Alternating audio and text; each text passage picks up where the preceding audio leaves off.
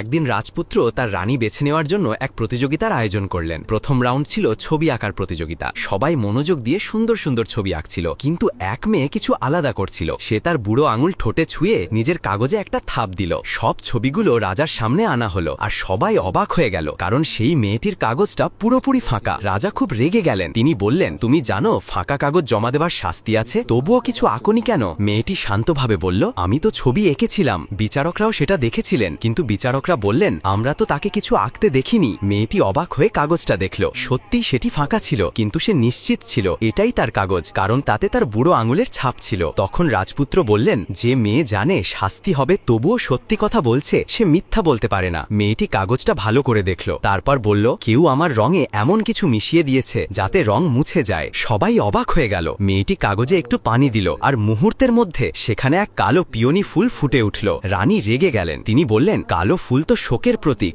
তুমি রাজাকে অপমান করেছ। মেয়েটি মাথা নিচু করে বলল, এই ফুল রাজার জন্য নয়, তার মার স্মৃতির জন্য। পৃথিবীতে অনেক রঙের ফুল আছে, কিন্তু এই কালো ফুল বিশেষ, যেমন রাজার হৃদয়ে তার মায়ের স্মৃতি বিশেষ। রাজা আবেগে ভরে গেলেন। তিনি বললেন, এই মেয়েটিকে পরের রাউন্ডেও সুযোগ দাও। দ্বিতীয় রাউন্ড ছিল ফুল সাজানোর প্রতিযোগিতা। সবাই রঙিন ফুল দিয়ে সুন্দর সাজ তৈরি করল, কিন্তু মেয়েটি শুকনো ডাল আর মলিন ফুল রাখল। সবাই হাসতে লাগলো, এ তো হেরে গেছে। রাজা জিজ্ঞাসা করলেন, তুমি এই শুকনো ফুল বেছে নিলে কেন? মেয়েটি হেসে বলল, কারণ আমি এগুলোকে এখন ফুটিয়ে তুলতে পারি। রাজা অবাক হয়ে গেলেন, কিভাবে? মেয়েটি নিজের হাত ফুলগুলোর উপর বুলিয়ে দিল, আর দেখল চোখের সামনে সেগুলো ফুটে উঠছে। পুরো দরবার স্তব্ধ হয়ে গেল। রাজপুত্র তাকিয়ে রইলেন সেই মেয়ের দিকে, এবার শুধু কৌতূহল নয়, ভালোবাসার চোখে।